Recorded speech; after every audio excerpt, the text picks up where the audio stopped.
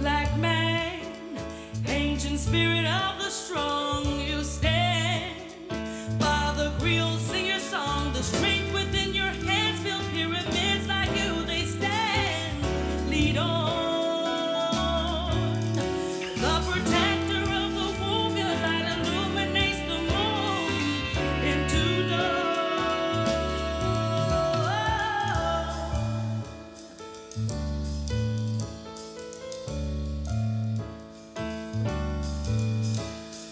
Ebony queen, Nubian goddess, woman phenomenally.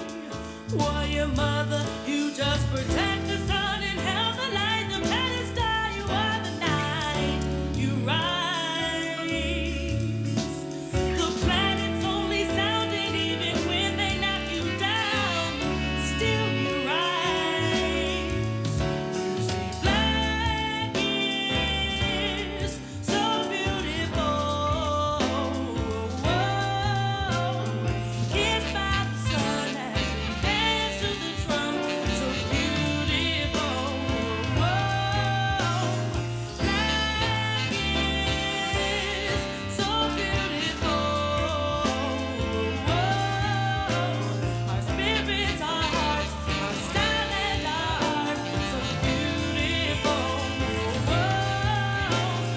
Black is so beautiful. Kissed by the sun as we dance to the drum. So beautiful.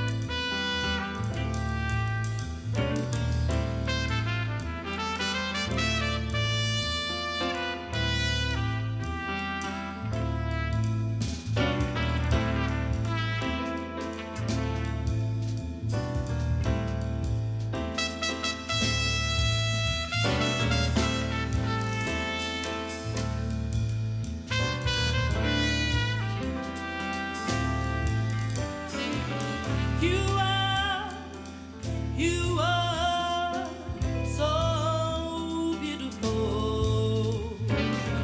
We are so beautiful. You are so beautiful. We are so beautiful.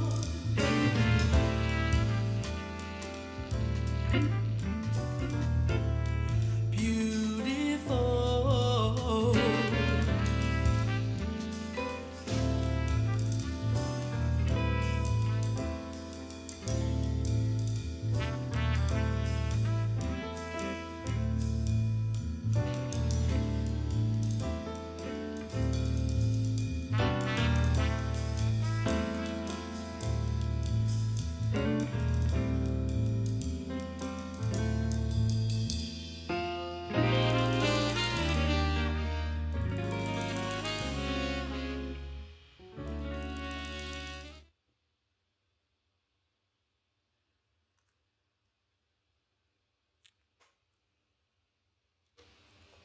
Welcome Brothers and sisters, welcome back to Mlinzi Afrika.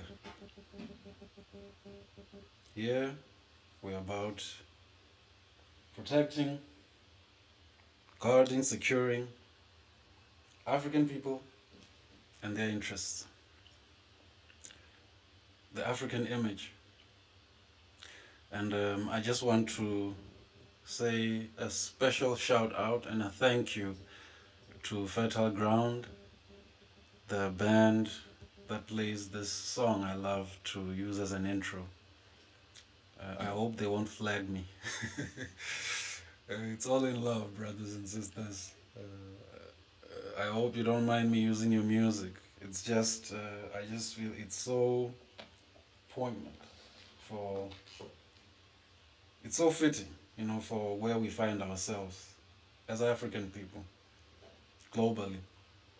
So welcome to my African family from all over the world, whether you're on the continent, whether you're abroad in the diaspora, in the US, in the UK, and in other places throughout Europe, Asia, and the rest of the world. This is the message from Mlinzi Afrika. Black is beautiful, as Fertile Ground sings here. We have quite a bit to get through today. I will try not to take too much of your time. I do appreciate the time. So I will try to keep up with the chats, but really my focus here is to get through the material. But when I can, I will try to make sure that I engage with everyone. African family. And before I play our next intro song by our sister, what's this sister's name? Let me just check it for you. Francesca Ramsey, and her song is the Leopard Song. It is the theme song for FAFO. F around and find out. You'll understand why when I play it for you. But what I want to do today is to just carry on the conversation I started earlier.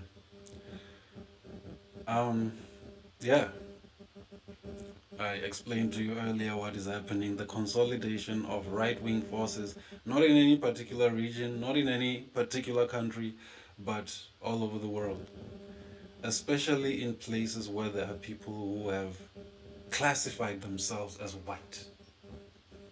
And then among that group you find extremists, white nationalists, who have a very particular way of thinking, which comes from old racial hierarchies.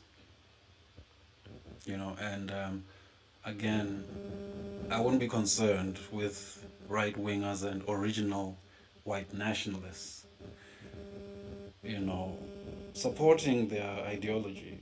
It just shocks me when I see African people, black people, on that same bandwagon. So, you saw in the title, Here's Your King. I made a biblical reference. I believe it is 1 Samuel, the 12th chapter, I believe. And 1 Samuel, the 12th chapter. According to the narrative, okay? I'm using this narrative to not to speak in religious terms, but to just highlight human psychology for a bit, you know? So in the story here, of course, we could say that the Israelites, according to the narrative, said, look, man, they said to their prophets, look, we also want to have a king. This thing of being led by prophets, you know, and all that, we want us a king, like other nations do. And the message that came back was like, oh, okay, you want a king? And this is what it says after they had chosen their king. First Samuel chapter 12. And Samuel said unto all Israel, Behold, I have hearkened unto your voice in all that ye said unto me, and have made a king over you. So, basically, here's your king. Said you want a king, said you need a king. Well, here he is. For those who know the narrative, if you don't know the narrative, well, this king, a few chapters down the line, ends up becoming a mad king, going crazy and oppressing the people that chose the king. So you'll see in my thumbnail there, I have King Trump, sitting on his throne and with his crown there. And yeah, I mean, and this is based on the behavior I've observed. He's behaving like a king with aspirations to be an emperor. Basically. It's a different form of American imperialism, but imperialism nonetheless. Trying to squeeze countries all around the world with tariffs to put pressure on them so that, this administration can then go and sit with those countries and hammer out a deal that will just basically be in the interest of the US state and the billionaire class, of course, not necessarily the ordinary people. But it waits to be seen. Some of you actually are believers that you also will benefit in the situation, but I don't see it going in that direction. I could be wrong. But yeah, this is the phenomenon I am observing. The people said, you know what, we are tired of these Democrats, we're tired of this woke stuff and all of that. It's fine. No matter what your position is on these issues, the culture wars and all of that, it's okay. Now, you have your king. So, a lot of Americans I've seen already are complaining.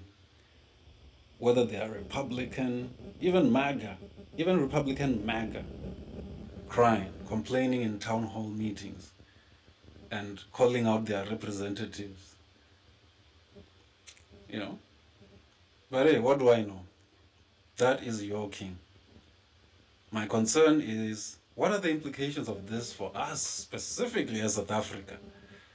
Given also the diplomatic turmoil that has just been taking place. I mean, it's so hard to keep up. I mean, it used to be back in the day that we could say, we have assigned an ambassador to the US, and then we can look the other way. No, these days you can't look away. You could send a guy today and tomorrow he's coming back. These are the times we're living in, brothers and sisters. Don't close them eyes. You gotta keep them eyes open. If ever there was a time African people needed to focus on international politics, on national politics, the different interest groups, the different factions in South Africa, if there was a time you needed to pay attention, African family, I'm telling you, it's now. If ever there was a time, it's now. Let's go to the theme song for the FAFO. I love this song. I mean, I think it just encapsulates everything we are here to discuss. So let me put on our Sister Francesca. Forget her surname. Sister Francesca, forgive me. Francesca Ramsey. Francesca Ramsey is going to perform an item for us in the program. It's called Oh, I Never Thought the Leopards Would Eat My Face. I never thought the leopards would eat my face. Okay, let me bring her on. I'm not a singer, y'all, but you hear the actual professional singers come through and do their thing. Okay, okay, sis. Let's do it. Take it away, sis. Take it away.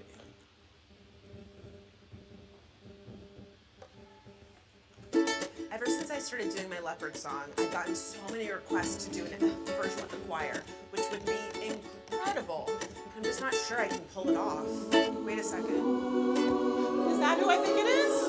Wait a second. Holy shit. Are we gonna do it?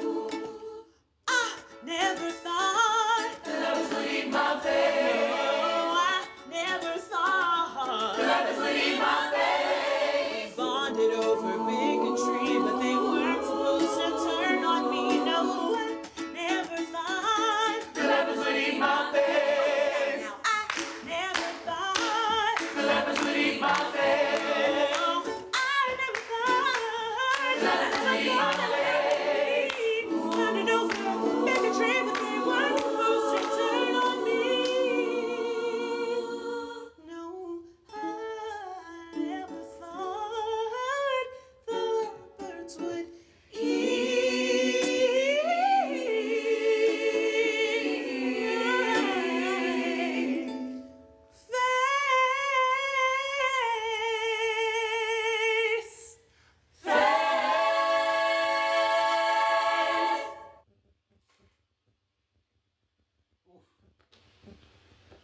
Oh, some soul in that one. Some soul in that one. Thank you, soul sister. Hey, please check out Sister Francesca. You know, you can see I'm subscribed here. Francesca Ramsey. You know, go check her out. So, what does this leopards eating the face mean? What is this all about? I never thought the leopards would eat my face. Oh no, the leopards, the proverbial leopards in this instant, are the right-wingers, you know, and white nationalists, you know, this entire group that coalesces around people they don't like. For example, like immigrants, the LGBTQ plus people, black and brown people, you know, and so on. You know, anyone who isn't a white male. And also, you do have to be Christian. You'll remember an episode I did a while ago of an interview between Vivek Ramaswamy and Ann Coulter, I believe. Ann Coulter is one of the, you know, right-wing ideologues. And Vivek Ramaswamy is an Indian American who is a supporter and a member of the Republican Party. And she had an interview with Ann Coulter talking about nationalism in America. And he wanted to include himself in that. And she straight up said to him in no uncertain terms, "You are not like us." They reminded him. They were like, "Look, we appreciate the work you have done in joining us in this endeavor, but you need to understand you are not part of the WASP. WASP, yes, WASP. That stands for white, Anglo-Saxon, and Protestant." That's when they say they want to restore America and they want to correct and rectify America socially and politically. This is what they're talking about. They want to put the WASP back at the top. White, Anglo-Saxon, Protestant. WASP. So, all those who identify as black conservatives in America need to understand they are not part of the WASP. And so ideally, they are setting up the hierarchy to make you know it's WASP up here, the rest of y'all down here. Clarifying positions for you. They are clarifying it for you. WASP at the top, the rest later. WASP first, the rest later. Maybe. I'm just saying, y'all. This is what it is. So the leopards are those wasps in this situation. The white nationalists. And so you were befriending the white nationalists all along, you know. Hey, yeah, shared values, you know. And then now they eat your face. And now you sing this song. I never thought the leopards would eat my face. I never thought the leopards would eat my face. We bonded over bigotry, but they weren't supposed to turn on me.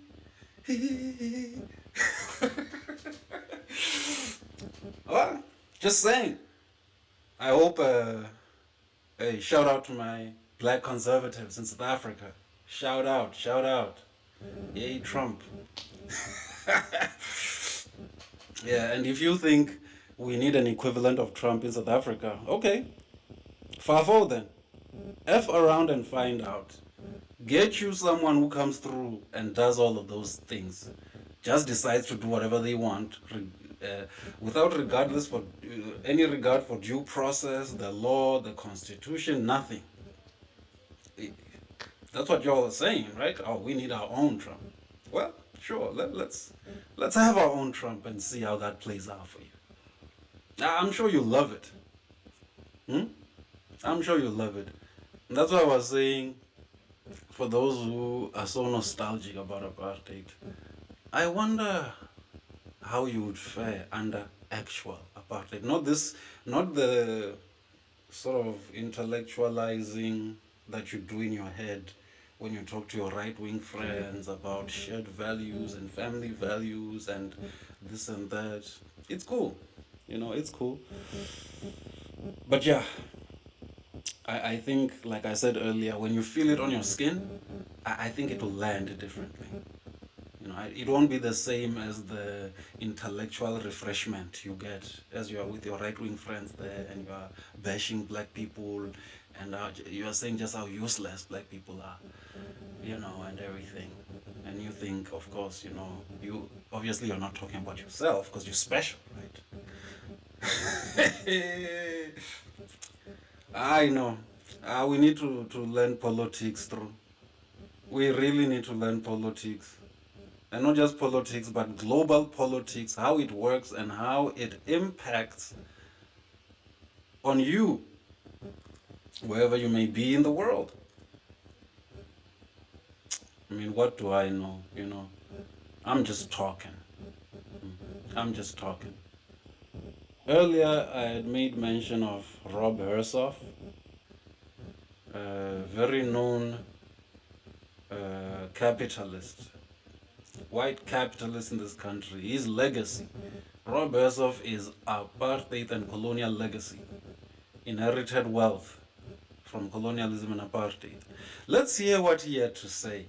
And you know, when I was listening to Rob Hersov talk, I actually asked myself, wow,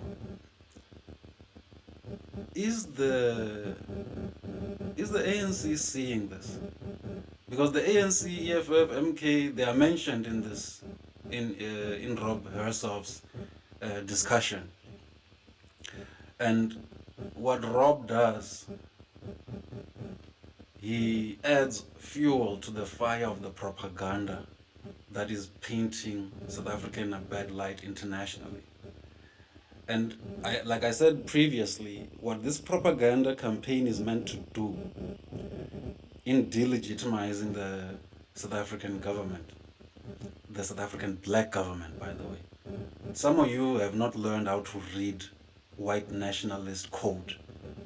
So when they say DEI, DEI, diversity, equity, inclusion, DEI, DEI, it's lowering standards. No, DEI is code for black and brown people. So in other words, when they're saying let's get rid of DEI, and that's why you see them, even now, the US administration now currently has been trying to erase the history, the historical contributions of African Americans under this banner or this campaign of we need to get rid of DEI so that we can have more efficiency and more competence, blah blah. Smoke screens. My people don't see it. They actually believe the words that are used. They don't read behind the words. DEI, code word. When they say ANC, what they mean is black government or black leadership. In other words, it is time to get rid of black leadership. Don't think they are saying we must get rid of the ANC so that we can bring in competent black people or, just competent people. No, no, no. They are saying blacks can't lead. And a lot of you are playing into that narrative. And what's gonna happen at some point is once that narrative catches enough fire, enough traction, it may end up becoming law one day, policy. That no, guys, we've proven it. We've proven it in many different ways. Blacks cannot lead. Because, see, for right-wingers and white nationalists, the idea itself of black leadership is an oxymoron. I've once said this before. The idea of black leadership, that is, for them, that is an upside down world. Blacks not supposed to lead anything of consequence unless they are under white supervision. That is the vision of right-wingers and white nationalists. So I'm just saying, far for y'all. You want to find out what it feels like to be governed by white nationalists? Continue messing around. You're gonna find out. My colored South Africans would say, you gonna learn. You remember Trevor Noah's skit? You gonna learn. I'm just saying, you're gonna learn. You're gonna learn in this generation.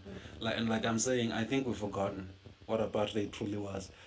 You have to have forgotten or have absolutely no memory at all for you to say, oh no, apartheid was better than ANC rule. I'm not trying to absolve the ANC in terms of faith leadership and everything. They played with power, 2/3 majority for years, didn't use it to really do what needed to be done. But I do understand they are also under geopolitical pressure, and that's why you see them under geopolitical pressure now. Now that they've said something about land reform and whatnot, and even if you look at the policy they put forward, it's very truthless. It's not meant to really shake up anything. But the right-wingers have seen it as a signal that possibly in future we could have problems with this. So you best believe the ANC right now is not in the good books of white monopoly capital and everything. Guys, it's a struggle. It is a tussle for political, social, and economic power. And another misconception I want to correct. This thing when I talk to my people about African history, when I talk about world history, colonialism and everything, no, but why you want to come with all that stuff? We really, black people need to stop playing the victim, this black victimhood. Y'all playing, man. Say no about no victimhood. Oh, you need to stop that victim mentality. There is no victim mentality here. We're not saying we must make ourselves victims. We are saying we must fight. We must fight, use our majority in terms of numbers, use political pressure, use whatever we can to get what we need to get, our land back, control of the economy, true sovereignty and everything. It's a struggle. It is a fight with the other factions that truly seek to continue controlling this particular piece of real estate you call South Africa. It's not victimhood, it's a fight, it's a struggle. You understand? The political parties are, they represent whatever factions they represent. Big business, which truly is in control of everything, represents a faction. Organized crime. Oh yes, organized crime influences business and politics in this country. So all these factions, I am saying we as the people, as the ordinary people, need to understand what's going on. And we need to put a position forward in terms of what are we then willing to fight for as things are like this. Because it's about fighting. It's nothing to do. I want us to stop that. Oh, black people must stop this victimhood. It's no victimhood here. It's fight. No victimhood. Fight, my people. It is a contest. It is a geopolitical contest. It is a national contest. You understand? It's an international contest. There's no victimhood here. It's a contest. You understand? And what then the right-wing forces and the white nationalists are doing is creating a campaign that then creates white victimhood. But y'all don't talk about that. You know, oh, whites are under a genocide in South Africa, whites are being treated badly, their land is just being grabbed, right? You believe that story. You can believe that victimhood, but actual history that shows colonial dispossession, oppression under apartheid, you all are saying we must just forget about that. Let's erase that. It's all in the past and everything. Rob Hersov comes through and claims, oh, there are now 142 racial laws in South Africa. You know, it's got the most racist laws in history and all of that. And you all buy that nonsense. And by racial laws, he's just talking about things like affirmative action, employment equity, to ensure that, you know, the capitalists in this country, who have historically always been white, don't just exploit our people and get away with it. No, but Helen Zille says you must let the market decide. You don't need to have labor laws and all of that and unions. No, let the market find its level. That's what Helen Zille actually said. Let the market find the level. You know, let the capitalists decide how much they should pay their employees and whether or not the employees should have any benefits and whatnot. That's what they're saying. And then, hey, some of y'all say Rob Hersov is your friend. I know, black people. I don't believe, man. Can we get serious though? You know, sometimes I feel like a lot of you just enjoy this clowning around. Guys, there's no time to be clowning around. This is serious time, man. So there's no victimhood, Africans. Ain't no black victimhood here. It's fighting. I'm inspired by Marcus Garvey, yo. Still, you know, one could say that maybe the ideas of people like Marcus Garvey or Steve Biko maybe are outdated or whatever. But I gotta tell you, when I listen to a lot of y'all talk, I go back and I get my Biko Bible and my Garvey Bible and I take refuge in that, because it is so scary how much history revisionism many of you are willing to participate in, and to allow right-wingers to get away with their crimes against our people. And these are crimes they have no qualms with continuing as long as it benefits them economically and otherwise. I want to let me not prolong this. Let me play you Rob Hersov, your friend, your beloved friend, Nina, the so-called non-racialists. Let's bring you Mr. Hersov. Listen to this. This is legacy.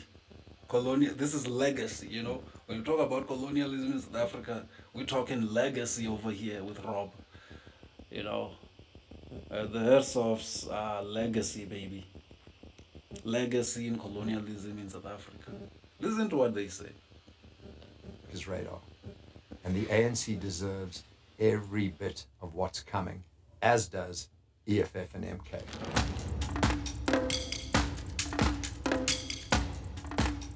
The free ride is over. Trump just put South Africa on notice, and it's about time. This country isn't a victim of history. It's a victim of the ANC. Here are some facts. On the 17th of March, 2025, Trump stated South Africa is a place where the human rights of people have been strenuously questioned. And on the 7th of February 2025, Trump signed an order titled Addressing Egregious Actions of the Republic of South Africa. We have an unemployment crisis. Over 42% of South Africans are unemployed. And we have a crime epidemic. South Africa has one of the highest violent crime rates in the world. 84 murders a day that we know about. Our infrastructures are falling apart. We have rolling blackouts with Eskom back to implementing stage 2 to stage 6 load shedding. I mean, is this ever going to end? And the ANC is being silent. Why? Because their lies and excuses aren't working anymore. Who can they blame? They try blaming whiteness, colonialism, apartheid. Just understand, they need to blame themselves. And there's global hypocrisy. South Africa aligns with authoritarian regimes, yet tries to demand preferential Western trade deals. And the truth behind the numbers? This isn't a slip-up. It's 30 years of socialist misrule, corruption, anti-white racism, and complete incompetence. Basically, the ANC playbook. The ANC governs like it's entitled to power, while the country falls apart beneath us. South Africa is treated like a miracle democracy. Well, what you hear that, ANC? This is the propaganda campaign being waged now. The thing about propaganda, of course, it's not always just lies completely. A little bit of truth in it. Hey, ANC. You know, I ask myself, does the ANC see the real danger that is developing here? And I did mention earlier, when you take into account all the right-wing forces in South Africa, if we're talking about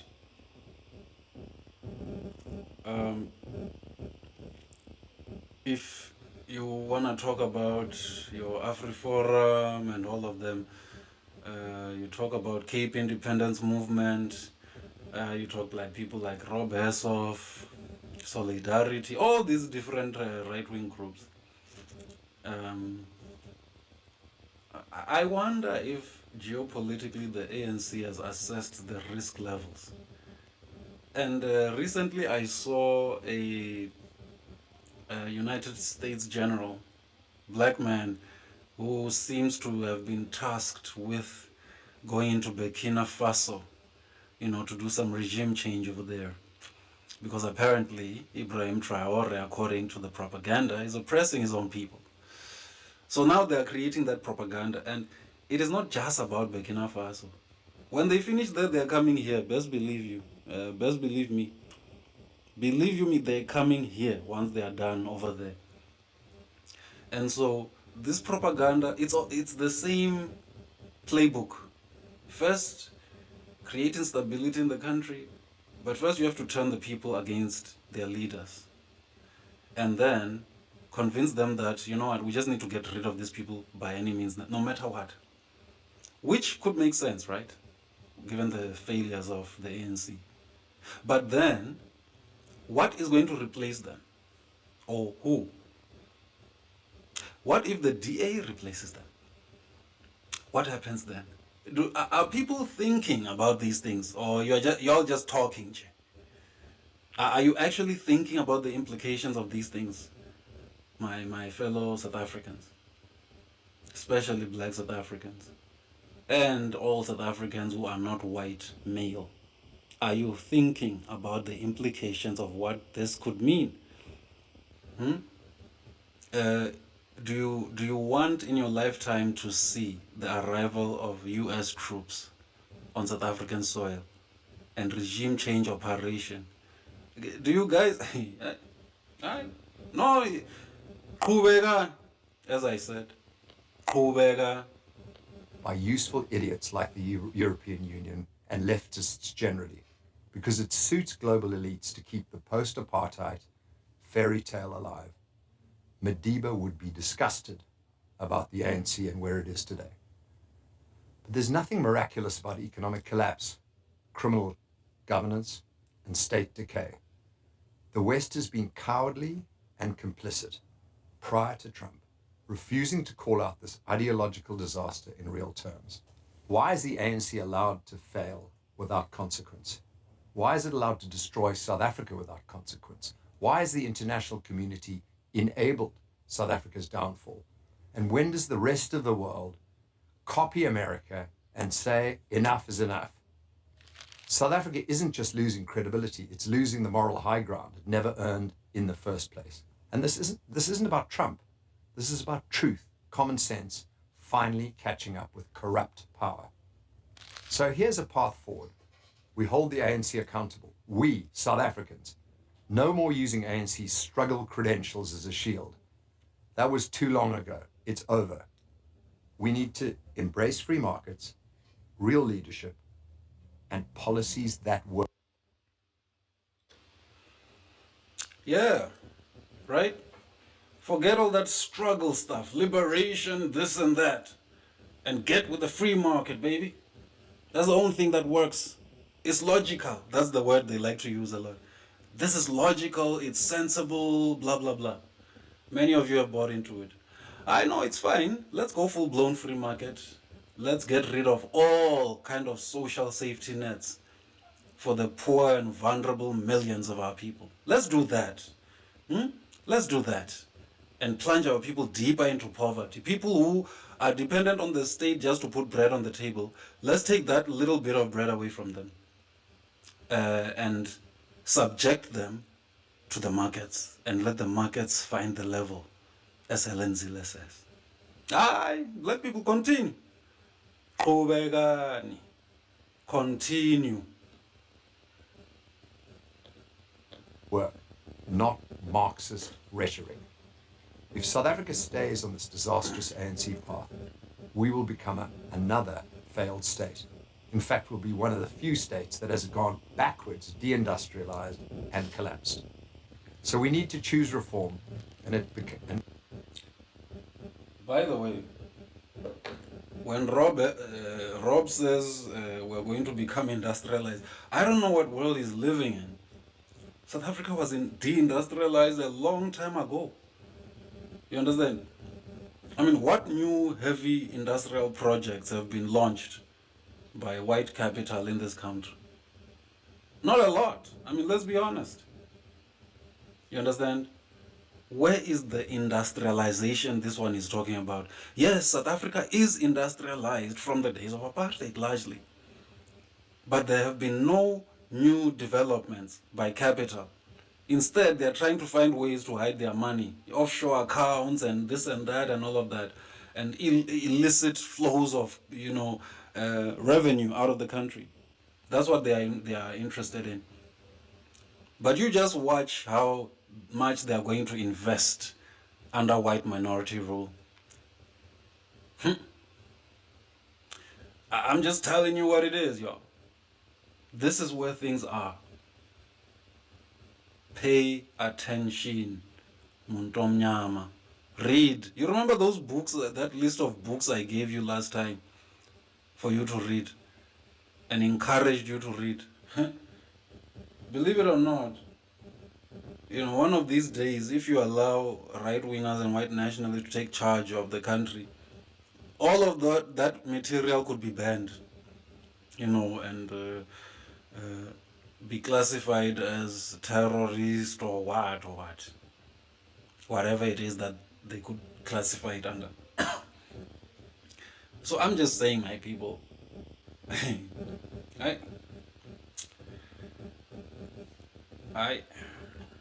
I'm just saying to y'all, let's be aware, let's be very sober about what's taking place here.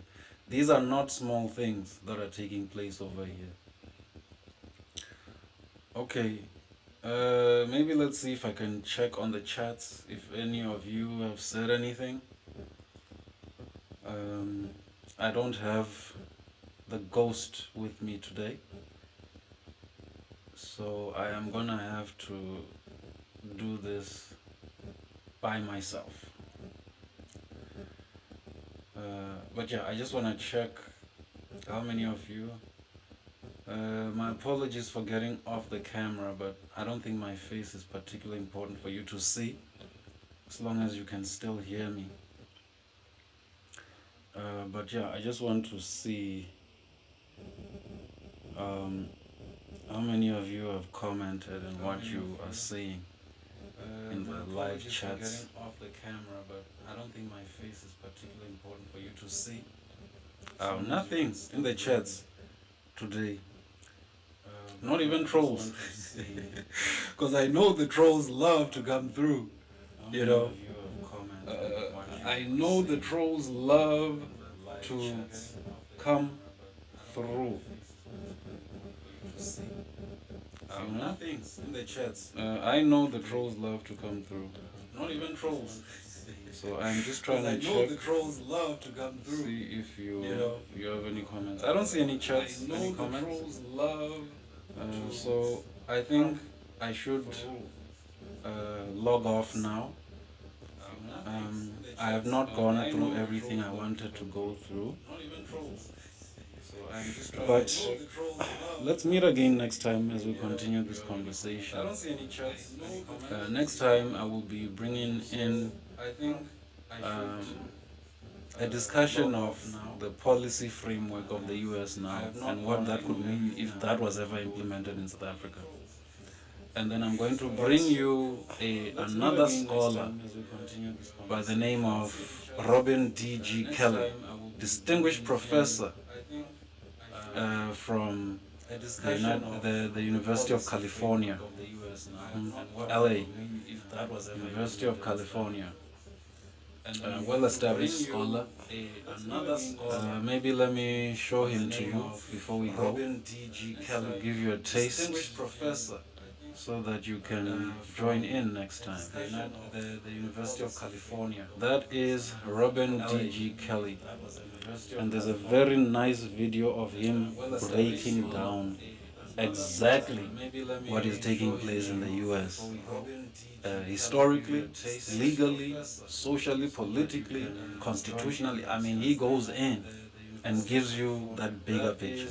So I will go a little bit into his work. There's a very nice video of him. The black radical tradition against fascism and genocide. You understand? What is taking place in the US. That historically African people have always fought against these kinds of ideas of trying to oppress other people and trying to make them all believe in all this, right-wing ideologies and so on, trying to spread that propaganda. So I like the work that he does and comes through with. Let us sign out, ladies and gentlemen, with our beloved sister once again. I hope I will not get YouTube copyright for this, because last time when I tried to do that daily show, no, they absolutely came for me on copyright. Let us sign out, but yeah, let's sign off with our sister Francesca Ramsey, the Leopards. I really never thought the Leopards would chew out my face. That is what y'all gonna be saying if you keep effing around and trying to find out. Leopards gonna chew your face for real. Anyway, ladies and gentlemen, thank you for your attention. Thank you for joining me. Do have a good evening, good afternoon, good morning, wherever you are, whatever part of the world you're in. One love to my African family, wherever you may be, all over the world. I love you all. Don't care whether you're in the Caribbean, whether you're in the US, whether you're in Canada, whether you're in the UK, wherever you may be. As an African person, a melanated person, a person of African descent, one who has been spat upon just for existing, one whose humanity has been spat upon. All of you, one love. I'm out.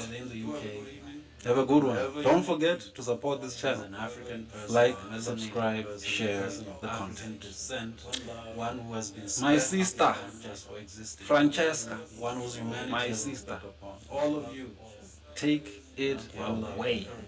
within the US, I'm out. within the UK. Have a good one. Don't forget to support Ever this since I channel. started doing my leopard Like, song, I've gotten so many share, requests to do an version with the choir, which would be My sister, incredible. I'm just not sure I can Francesca, pull it off. my Wait a second. sister. Is that who I think it is? Wait a second.